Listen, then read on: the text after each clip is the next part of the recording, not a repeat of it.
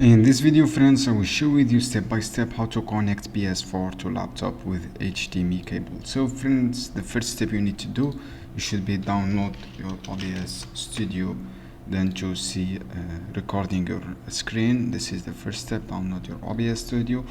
After that, friends, you need to get a cable HDMI, and then you should be replace this cable to your laptop, and then with your PS4, and then turn on your PS4. This is the second step. After that, go to your OBS and then launch anyway. After that, friends, all you have to do is click on the new screen, tap from the new screen here, new scene, and new scene. From here, add new scene, and then go to this plus icon.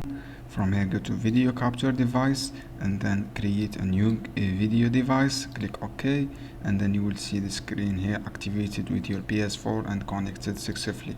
This is how you can do. I hope this video helpful for you. Don't forget to give like and give share this video for more.